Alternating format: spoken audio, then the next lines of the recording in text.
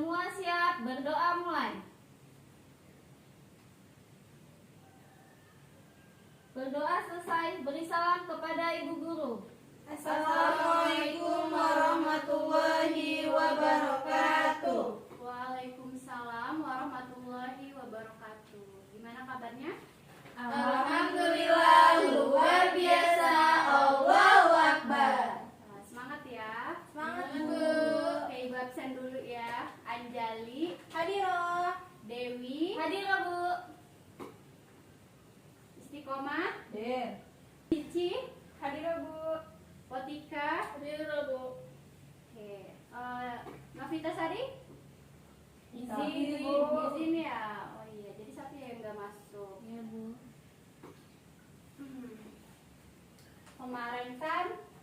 Kemarin kita sudah membahas tentang ada pergaulan dalam Islam.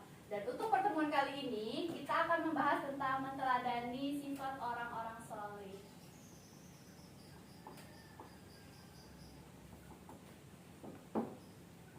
Nah, orang saleh yang dimaksud di sini itu ada dua. Yang pertama itu Imam Al-Ghazali. Dan yang kedua itu Ibnu Sina. Kita bahas tentang Imam Al-Ghazali dulu ya. Nah, kita kan sering tuh dengar Imam Al-Ghazali. Tahu nggak sih siapakah itu Imam Al-Ghazali? Oke, dijelaskan dulu ya. Imam Al-Ghazali ini bernama asli Muhammad bin Ahmad At-Tusi Abu Hamid Al-Ghazali.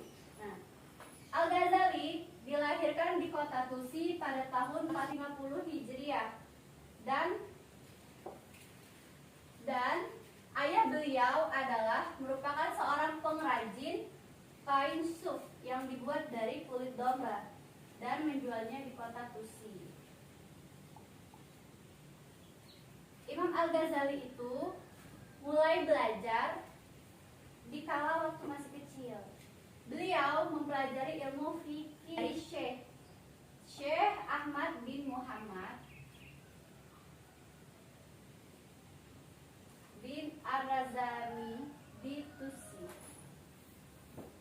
Gitu ya, jadi Imam Al-Ghazali itu lahir di Tusi pada tahun 450 Hijriah. Mempunyai ayah yang pekerjaannya adalah membuat kain yang dimana terbuat dari bulu domba. Nah, Imam Al-Ghazali ini itu sudah belajar waktu masih dari kecil. Beliau belajar fikih kepada Syekh Ahmad bin Muhammad Ar-Razakani di Tusi. Kemudian akhir kehidupan beliau dihabiskan hanya untuk belajar, hanya untuk mempelajari kembali hadis, yang dimana ketika dia mempelajari hadis dia itu berkumpul dengan orang-orang yang benar-benar pada ahlinya. Nah, beliau wafat di Tusi pada tahun 505 di hari Senin tanggal 14 Jumadil Akhir dan dikuburkan di pekuburan At-Tabaran. Coba Anjali, Ya, Bu. jelaskan beberapa karya Imam Al-Ghazali itu yang seperti apa? Iya, jadi banyak sekali karya daripada Imam Al-Ghazali. Salah satunya yang terkenal adalah karyanya yaitu di bidang tasawuf, ada Ihya Ulumuddin, yang mana kebangkitan ilmu-ilmu agama. Dan ada juga di bidang filsafat itu ada Maqasid al-Falasifah, dan di bidang logika itu ada karyanya bernama Mi'yar al-Ilmi.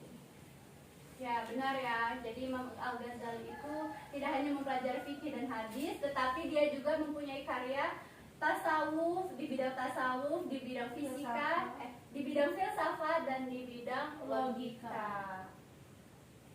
Itu tadi ya penjelasan tentang Imam Al-Ghazali. Ada yang ingin ditanyakan?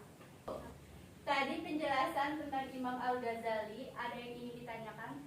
Nanya Bu. Ya silakan ketika. Dulu Imam Al-Ghazali itu sebelum terkenal beliau sejarahnya gimana Bu? Oh iya, itu yang udah ibu jelaskan tadi ya. Imam Al-Ghazali itu sebelum terkenal menjadi seorang penulis, beliau itu belajar memang sejak dari kecil beliau sudah belajar fikih, yang belajar kepada Syekh Ahmad bin Ar-Razakani di Tusi. Kemudian beliau juga belajar filsafat, belajar tasawuf, sehingga beliau melahirkan karya-karya yang luar biasa yang membuat beliau terkenal. Itu belajarnya cuma satu guru ya Bu? Apa Banyak guru. Itu bisa kalian lihat di bukunya di halaman 58. Di situ sudah tertera semua bagaimana sejarah kehidupan Imam Al-Ghazali. Ada lagi? Cukup Bu. Ya, kalau cukup kita bahas yang ke Ibnu Sina ya. Iya Bu. Ada yang tahu Ibnu Sina itu? Ilmuwan Bu. Ya benar, ilmuwan. Dokteran ya Bu? Ya jelas, ya. Benar ya, Ibnu Sina itu dikenal juga sebagai Avicenna. Di dunia barat itu dikenal sebagai seorang filsuf ilmuwan dan dokter kelahiran Persia. Jadi Ibnu Sina ini lahir di Persia. Ia juga seorang penulis yang produktif, yang sebagian besar karyanya adalah tentang filosofi dan kedokteran. Ibnu Sina adalah seorang yang dikenal sebagai Avicenna di dunia barat. Dia dikenal sebagai seorang filsuf atau ilmuwan dan kedokteran yang kelahiran di Persia. Nah, Ibnu Sina ini lahir pada tanggal 23 Agustus 98 Hijriah di Persia dan wafat pada tanggal 22 Juni 1137 tahun di Irak. Ibnu Sina adalah pengarang dari 450 buku. Pada beberapa pokok bahasan buku tersebut, itu diantaranya banyak memusatkan pada filosofi dan kedokteran, sehingga beliau dikenal sebagai ahli filsuf dan ahli kedokteran. Coba Kotika jelaskan beberapa karya Ibnu Sina. Itu ada diantaranya ada berapa? Antara lain? Yang saya tahu ada dua Bu. Ya. Yang pertama itu Sarul Kitab, itu aturan pengobatan. Terus ada Arfi Syifa, terdiri dari 18 jilid berisi tentang berbagai macam ilmu pengetahuan. Ya, benar ya. Jadi, Ibnu Sina selain penulis 450 buku, dia juga adalah menghasilkan karya 100 sampai 250 judul yang begitu luar biasa, dan keterlibatannya dalam ilmu politik dan mengajar praktik kedokteran, sehingga Ibnu Sina menjadikan seseorang yang sangat terkenal pada masa saat itu. Nah, beberapa karya Ibnu Sina yang terkenal itu sudah dijelaskan oleh Kotika. Yang pertama adalah ada kanun fiktif, yaitu atau Canon of Medicine, atau bahasa Indonesianya adalah aturan dalam pengobatan. Nah, di dalam buku tersebut berisi aturan-aturan dalam pengobatan di dalam ilmu kedokteran. Kemudian Ashifa. Nah, Ashifa sendiri adalah buku yang terdiri dari 18 jilid yang berisi tentang metode pengobatan atau penyembuhan dari berbagai macam penyakit. Itulah sebabnya mengapa Ibnu Sina itu terkenal sebagai tokoh kedokteran atau ilmuwan kedokteran pada masa saat itu. Cukup jelas ya Ibu menjelaskan tadi tentang Imam Al-Ghazali dan Ibnu Sina. Ada yang ingin ditanyakan? Cukup Bu. Cukup ya Bu. Nah, kemudian nih setelah Ibu menjelaskan tadi sejarah Imam Al-Ghazali dan Ibnu Sina, hal apa sih yang bisa kalian ambil dan kalian teladani dari sifat-sifat orang saleh tersebut ini? Itu ada apa aja yang bisa kalian teladani? Sifat gigihnya Bu. Ya benar, sifat gigih.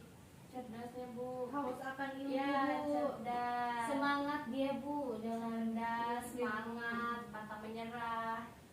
Ya tentu saja ya, dalam untuk mendapatkan sesuatu yang begitu luar biasa, itu juga ada pengorbanan yang begitu juga luar biasanya. Dan seperti yang telah kita ketahui bahwa kedua orang soleh tersebut itu tuh tentu saja pasti gigih, mereka pantang menyerah, haus akan ilmu. Itu nggak hanya kenyang satu ilmu aja, tapi mereka tuh terus haus akan ilmu dan menuntut ilmu setinggi tingginya. Kemudian semangat, pantang menyerah, terus itu cerdas.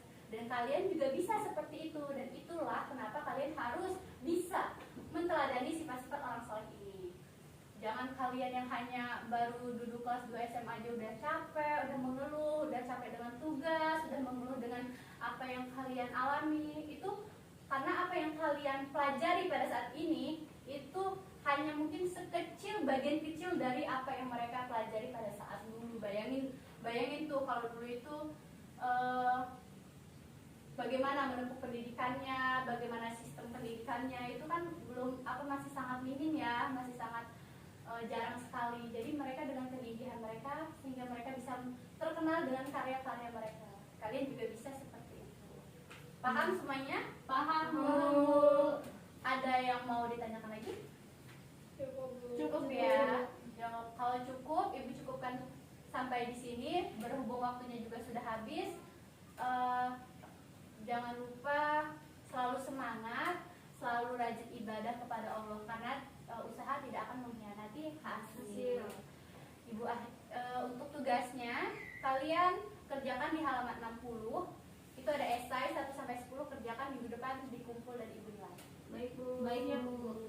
Ibu akhiri, wassalamualaikum warahmatullahi wabarakatuh. Waalaikumsalam warahmatullahi wabarakatuh. Yang piket papan tulisnya dihapus ya. Baik Bu.